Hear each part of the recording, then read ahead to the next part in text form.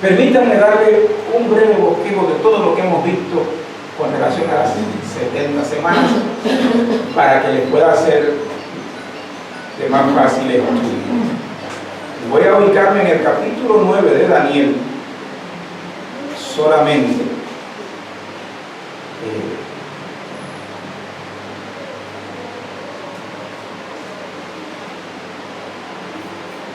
Versículo 20 del capítulo 9. Dice: aún estaba yo hablando, orando y confesando mi pecado y el pecado de mi pueblo Israel, y presentando mi súplica delante del Señor mi Dios por el santo monte de mi Dios. Todavía estaba yo hablando en oración cuando Gabriel, el hombre a quien había visto en la visión al principio, se me acercó, estando yo muy cansado, como a la hora de la ofrenda de la tarde. Me instruyó, habló conmigo y dijo: Daniel, he salido ahora para darte sabiduría y entendimiento. El principio de tus súplicas se dio la orden, y he venido para explicártela, porque eres muy estimado. Pon atención a la orden y entiende la visión. Esta es lo que llamaríamos la introducción a las 70 semanas, versículo 20 al 23. Ya esto lo estudiamos, así que no voy a dar detalles aquí, solo hago mención de ello. Introducción a las 70 semanas, versículo 20 al 23. Eso fue lo primero que vimos hace ya varios domingos atrás. En segundo lugar, después de esta introducción, lo que tenemos es lo siguiente: los propósitos que se deben cumplir en el espacio de las 70 semanas, versículo 24. Dice el texto: 70 semanas han sido decretadas sobre tu pueblo y sobre tu santa ciudad. 70 semanas han sido decretadas sobre tu pueblo y sobre tu santa ciudad. Luego hay una coma y continúa: ¿para qué? Es decir, ¿cuál es el propósito de estas 70 semanas? No son 70 semanas por amor al arte. Dios ha decretado, Dios ha determinado 70 semanas sobre el pueblo del pacto, sobre la casa y la familia de Dios, con un propósito o con varios propósitos. En este caso, Gabriel nos dice que hay 6 propósitos que se deben cumplir en el transcurso de esas 70 semanas. ¿Cuáles son ellos? Número 1, poner fin a la transgresión, terminar con el pecado, expiar la iniquidad, traer la justicia eterna, sellar la visión y la profecía, y para ungir el lugar santísimo. Esos son los 6 propósitos divinos que se deben cumplir en el transcurso de 70 semanas. Ahora bien, fíjense en el verso 24 que dice Gabriel a Daniel que esas 70 semanas están decretadas. Es decir, es un decreto divino. Yo no hablé del decreto cuando pasamos por aquí, pero voy a hacer una pausita aquí para darles rapidito lo que es un decreto. ¿Por qué quiero hacer esto? Porque vivimos en un mundo, en el mundo actual, donde hay muchos apostolitos, donde hay muchos que presumen ser profetas, videntes y traer nuevas revelaciones de Dios. Esta gente enseña que usted puede decretar, usted puede reclamar, etcétera, etcétera, que usted puede ordenar algo y Dios se lo va a dar. Y eso es una mentira. El único que tiene poder y autoridad para decretar y hacer que lo decretado se cumpla es Dios. Eso es un poder soberano que Él tiene. Entonces, un decreto es sencillamente una declaración absoluta e inquebrantable de Dios, por decirlo de alguna manera. Es algo que nadie puede impedir que se lleve adelante, que se lleve a cabo, que se realice.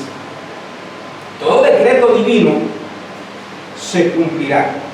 sin importar cuántos se opongan a ellos.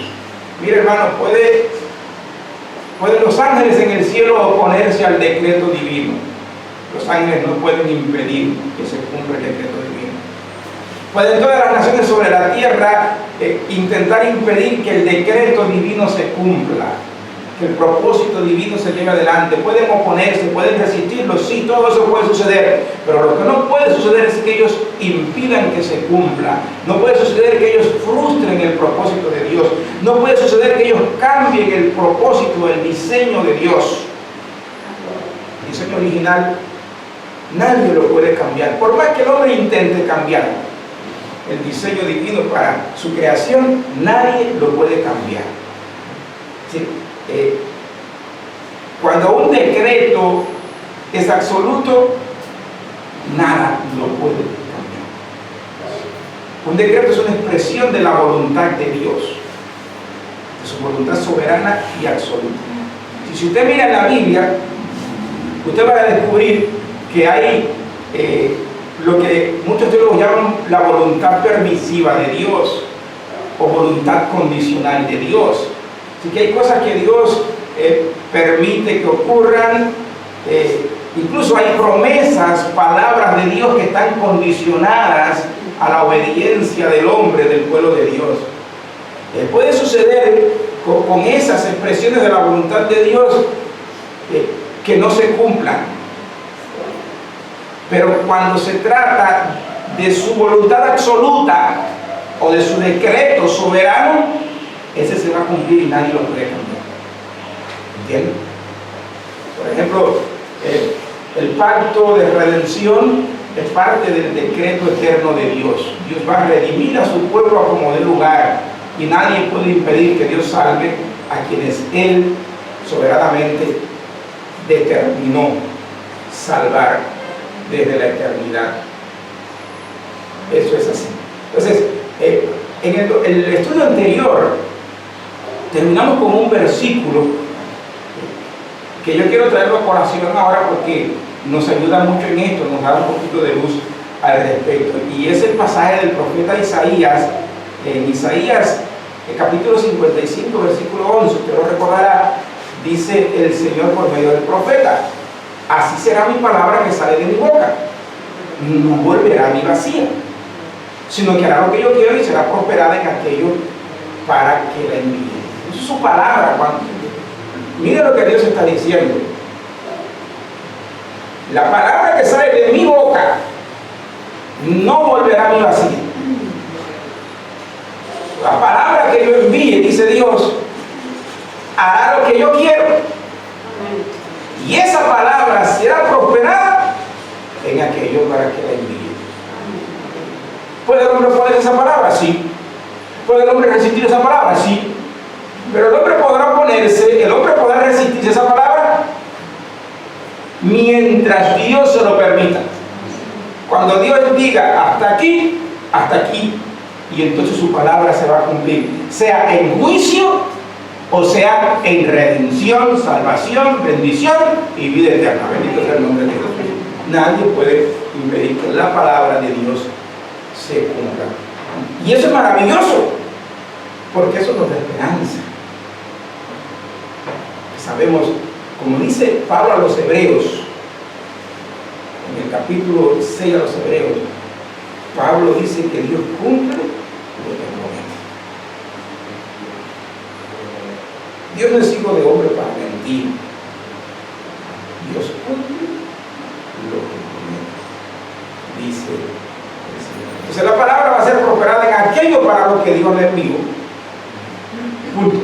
Que guste al hombre o no, nadie puede impedir que Dios cumpla su propósito, su decreto eterno. Bendito sea su nombre. Entonces, la tercera cosa que estudiamos al estudiar las 70 semanas, el tercer punto, lo tenemos en el verso 25. Y esto es el tiempo que corre desde el decreto de Ciro hasta el comienzo del ministerio público de nuestro Señor Jesucristo, verso 25. Dice: has de saber y entender que desde la salida de la orden para restaurar y reconstruir a Jerusalén hasta el Mesías príncipe habrá 7 semanas y 62 semanas. Volverá a ser edificada con plaza y gozo, pero en tiempos angustiosos, refiriéndose a la reedificación de la ciudad, del templo y de los muros de Jerusalén. Ahora, cuando estudiamos esta parte, vimos que el decreto de Ciro se cumplió en varias etapas. Es decir, no vino el decreto de Ciro y se comenzó a cumplir ahí hasta que lograron terminar todo. No, hubo varias paradas, varias interrupciones desde el decreto de Ciro hasta que se completó toda la reconstrucción de la ciudad, del templo y los muros. Por eso dice el ángel a Daniel que todo esto se haría en tiempos angustiosos. Fueron tiempos muy difíciles. Usted puede leerlo en los libros de Esdras, de Nehemías, de Esther, porque son libros que encajan en ese periodo. Fueron tiempos bien difíciles, hubo mucha oposición desde el decreto de Ciro para que los judíos regresaran a Jerusalén, hasta que con Nehemías se logró reconstruir los muros de la ciudad. Fueron tiempos muy difíciles, fueron tiempos angustiosos para todo el pueblo del pacto en aquellos tiempos. Léase, ya nosotros estudiamos Esdras, no hemos estudiado todavía Nehemías. Creo que las mujeres, no sé si ya habrán terminado su estudio de Esther, pero no han terminado. No han comenzado su estudio de Esther. Entonces, léanse, estudiense esos libros y van a ver cuán difíciles fueron esos años para el pueblo del pacto. Así que, repito, desde el decreto de Ciro se cumplió en varias etapas. Ahora, dentro de esas etapas vimos las diferentes fechas que se han propuesto para el inicio de las 70 semanas. Y la que más se acerca, la que más se encaja con el programa divino es el 457 antes de Cristo, fue la fecha que dimos. Desde el año 457 antes de Cristo hasta el comienzo del ministerio de Juan el Bautista. Recuerden que Juan el Bautista fue el precursor de Cristo. Antes de que Cristo entrara en escena, Juan vino preparando el camino, nos dice el Evangelio de Marcos. Entonces, el ministerio de Juan el Bautista comienza entre aproximadamente el año 26 del siglo I, año 26 de nuestro Señor Jesucristo. Entonces, en algún momento entre el año 26 y 29, nuestro Señor fue bautizado en el río Jordán por Juan el Bautista. En algún momento entre 26 y 29, nuestro Señor fue bautizado por Juan el Bautista. Entonces, ese es el periodo de las primeras 7 semanas más 62 semanas. Serían 69 semanas que van desde el decreto hasta el bautismo de nuestro Señor. 69 semanas. Ahora bien, el cuarto punto que estudiamos lo tenemos en los versículos 26 al 27a. Es el texto. Después de las 62 semanas, el Mesías será muerto y no tendrá nada, o más no por sí, dice la Reina Valera. Y el pueblo del príncipe que ha de venir destruirá la ciudad y el santuario. Su fin vendrá con inundación. Aún hasta el fin habrá guerra. Las desolaciones están determinadas. Y él hará un pacto firme con muchos por una semana, pero a la mitad de la semana pondrá fin al sacrificio y a la ofrenda de cereal. Esta es la última semana, la semana 70 en la profecía de Daniel. Es en esa esta última semana donde se cumplen los 6 propósitos que vimos arriba. Todo se cumplió tal y como Gabriel se lo anunció a Daniel cientos de años antes de que tuviesen lugar todos estos acontecimientos. Entonces,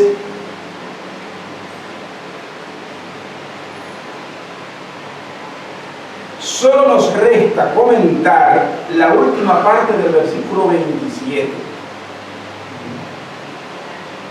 Y esta parte la vamos a ver, si Dios lo permite, el próximo domingo.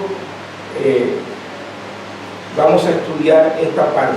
Ahora, en esta último trozo, versículo 27, parte B, mire lo que el texto dice. Sobre el ala de abominaciones vendrá el desolador, hasta que una destrucción completa, la que está decretada, sea derramada sobre el desolador. En este trozo hay mucho que ya se cumplió, pero hay un aspecto acá que apunta a los días antes de la segunda venida de Cristo. Y esto es complicado, por eso vamos a verlo con calma para no errar en la medida de lo posible, con la ayuda de Dios, en lo que vamos a enseñar. Miren, sobre el ala de las abominaciones vendrá el desolador. Lo que vamos a ver en el próximo estudio es el desolador. Vamos a hablar del desolador. Tito fue en su tiempo el instrumento que Dios usó para completar lo que los judíos habían comenzado. Eso ya lo vimos en el estudio anterior. El pueblo del príncipe que ha de venir, es el pueblo judío, inició la destrucción del templo y la ciudad. Luego vino Tito y completó lo que ya ellos habían iniciado.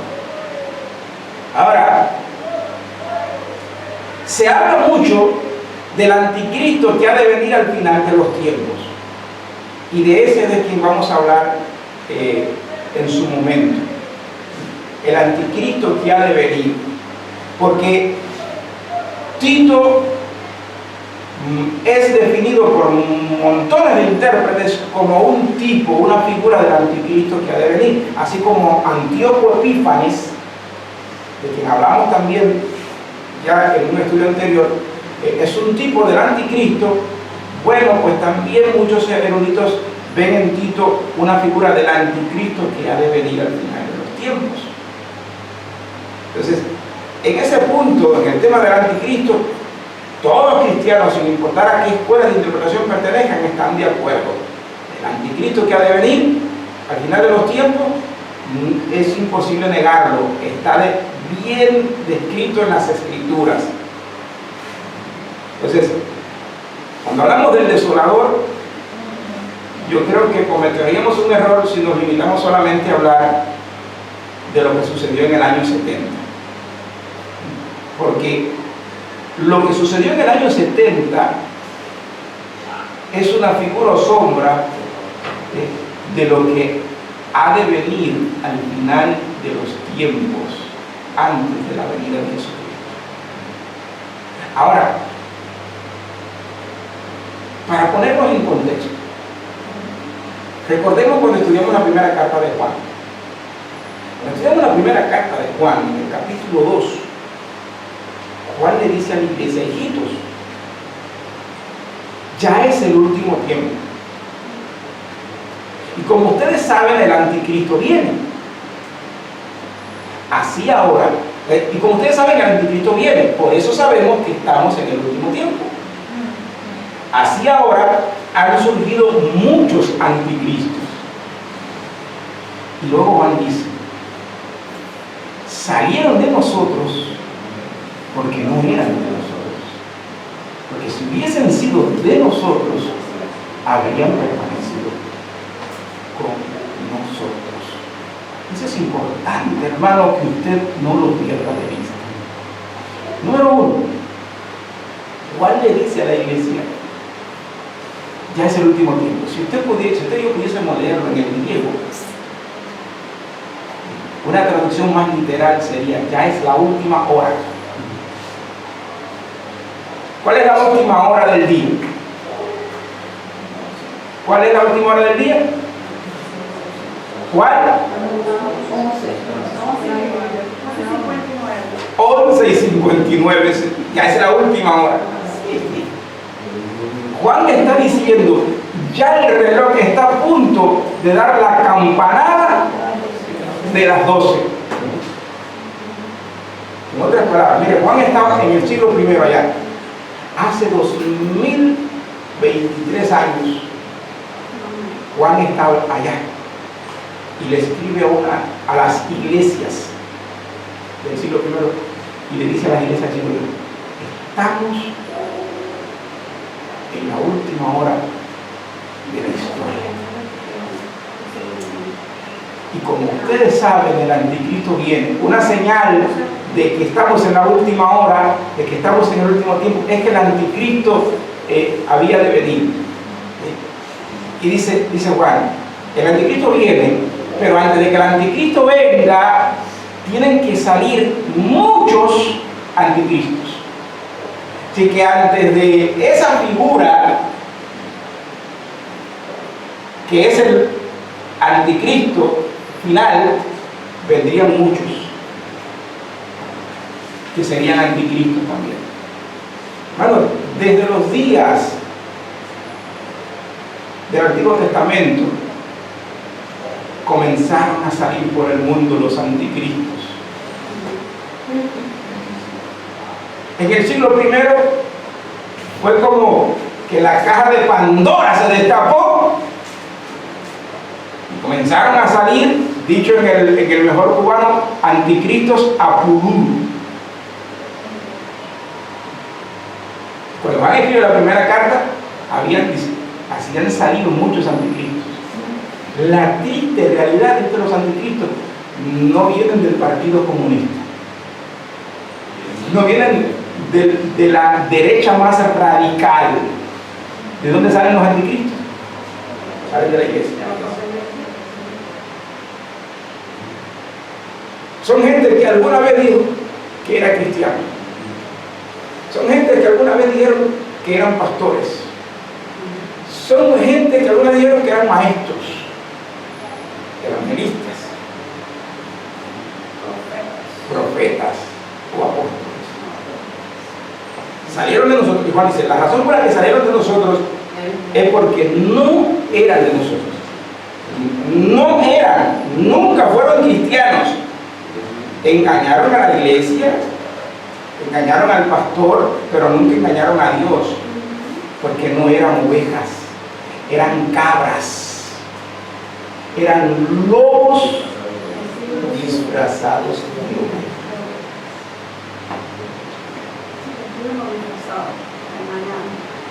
Se pudieron engañar a muchos, pero no engañaron al santo, al Señor. Entonces, hermanos, es importante que nosotros aprendamos a vivir en el contexto en el que estamos. Que no olvidemos que estamos viviendo el último tiempo. Ya el último tiempo ha durado 2000 y tantos años. Y mientras más tiempo pasa, más cerca estamos nosotros del fin de todas las cosas y la restauración del reino, los cielos nuevos y la tierra nueva que el Señor ha prometido en su palabra.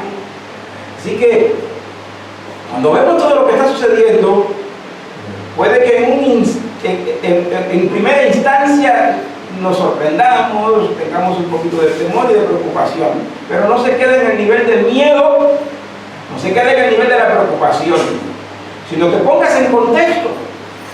Vaya al libro, vaya a la palabra de Dios y recuerde lo que ya el Señor nos dijo y lo que hemos estudiado hasta aquí. Porque la buena noticia es la siguiente, hermanos. Dios sigue estando al mando de la historia redentora de su pueblo. Dios no ha perdido el control. Él sigue siendo el soberano Señor en la historia y fiel Salvador de su pueblo, el fiel cumplidor de su palabra. Así que si tú eres un hijo de Dios, si tú eres una hija de Dios, puedes tener paz en medio de la tormenta que se avecina. Muchos dicen que ya comenzó, ven en esa guerra en Israel el comienzo de la tormenta. Yo creo que todavía falta un poquito, pero la tormenta se avecina. Cuando la tormenta venga, si estamos aquí, alegrémonos y gocémonos, porque nuestra redención está cerca. Entonces, llamemos al vecino, llamemos a papá, llamemos a mamá, llamemos al esposo, a la esposa, al hijo, a la hija, a que se arrepientan. Es el tiempo de arrepentirse y mostrarle por la palabra de Dios que Dios está al control y que Dios está cumpliendo todo lo que Él decretó que debía cumplirse sobre su pueblo y sobre su santa ciudad. Anímense unos a otros con estas benditas palabras del Señor. Animémonos unos a otros con estas palabras. Dice el Señor: así será mi palabra que sale de mi boca. No volverá a mi vacía, sino que hará lo que yo quiero y será prosperada en aquello para que la envíe. Dios está cumpliendo su palabra. Él no ha abandonado a su pueblo. Que Él nos bendiga y nos guarde. Vamos a ver. Señor, gracias en esta mañana por habernos permitido reflexionar una vez más una maravillosa manera como la que tú estás trabajando en la historia. Gracias porque tú sigues al control y estás conduciendo el hilo de la historia hacia el cumplimiento de tu propósito eterno. Tal y como lo decretaste en la eternidad, así todo se está cumpliendo. Nosotros podemos estar seguros porque, oh Padre, por tu misericordia, por tu gracia y amor, estamos edificando nuestras vidas sobre la roca eterna que es Jesucristo. Sabemos que pueden venir vientos, pueden venir tormentas y pueden golpear con ímpetu contra nosotros, pero no nos destruirán, porque estamos siendo edificados, repito, Dios, sobre la roca eterna que es Jesucristo. Ayúdanos como familia y como iglesia a poner sobre aviso a todos cuanto podamos, a mostrar por el texto bíblico que nada está ocurriendo por accidente ni por casualidad, sino que todo está ocurriendo tal y como está escrito. Señor, y llamemos al arrepentimiento a todos cuanto podamos. Oh Padre, ayúdanos a acelerar, Señor, a apresurarnos, no solo en oración, sino hablando, comentando, compartiendo y haciéndolo siempre en amor, para que el mundo sepa que tú nos has llamado. En el nombre de Jesús. Amén. Que el Señor nos bendiga. Vamos a terminar cantando nuevamente. Puedes tener paz en la tormenta. Y voy a recordar, hermanos, esta tarde a las 4 nos estamos reuniendo con los estudiantes del seminario. Estamos estudiando el módulo de comunicación escrita o gramática para teólogos. A partir de las 4 de la tarde, todo el que desee puede asistir. Cantamos, Karen.